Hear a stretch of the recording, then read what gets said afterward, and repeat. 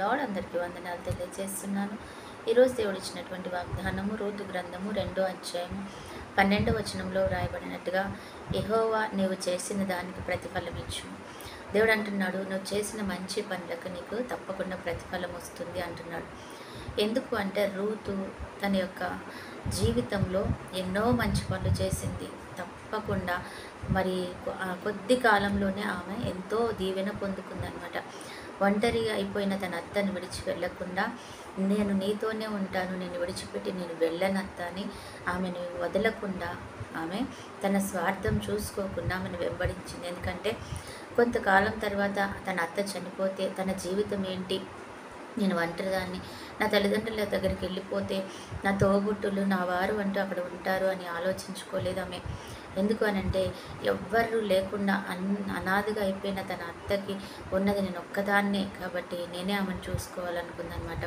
అందుకని ఏమంటున్నా, నువ్వు చేసిన మంచి పనికి త్వరలో ఫలితాన్ని పొందుకుంటావు అని దేవుని మాట సెలవిస్తుందనమాట. నిజంగానే ఆమె కొద్ది కాలంలోనే ఆ కోడలి యొక్క ప్రేమను చూసి, ఆ అత్త ఈ ఒంటరితనాన్ని చూసి, బోయజు తనకి సమీప బంధువుడు అని చెప్పి నువ్వు వెళ్ళి అతని పాదాల మీద పడు అన్నదనమాట.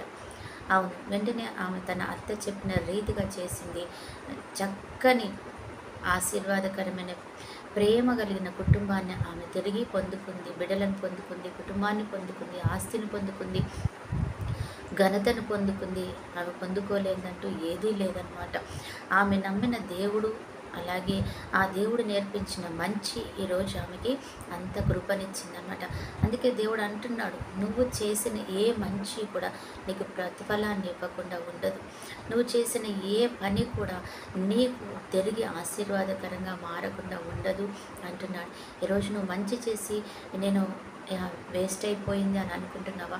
నేను మంచి చేసి వృధాగా ఇలా అయిపోయాను, అన్యాయం అయిపోయాను అనుకుంటున్నావా? కానీ కాదనమాట. దేవుడు ఏ మనిషి గుర్తు పెట్టుకోకపోయినా దేవుడు ఆ మంచిని గుర్తు పెట్టుకుంటాడు. ఖచ్చితంగా ఆయన నీకు ప్రతిఫలాన్ని ఇస్తాడు.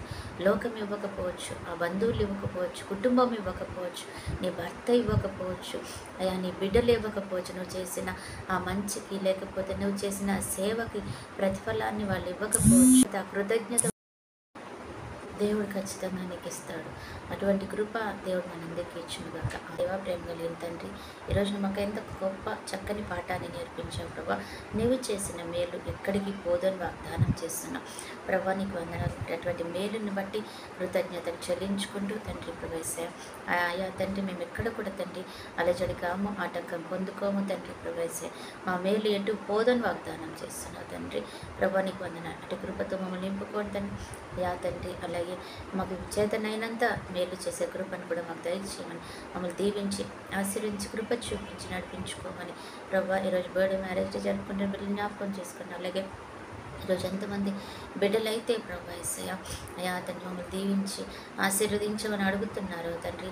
ఆర్థికంగా తండ్రి ప్రభా యేసయ్య, కుటుంబ పరంగా, సామాన్యంగా, అయా సామాజికంగా తండ్రి, మానసికంగా తండ్రి, అయా ఆరోగ్యపరంగా, ఆత్మీయంగా మరి ఎవరు కుమిలిపోతూ తండ్రి నీ పాసనికి వచ్చారు వారందరినీ దీవించి ఆశీర్వించి దీర్ఘాయుష కృపా కాపుదల క్షేమం సమాధాన ఐశ్వర్య దయచేయమని యేసు నామములో ప్రార్థిస్తున్నాం తండ్రి. ఆమేన్.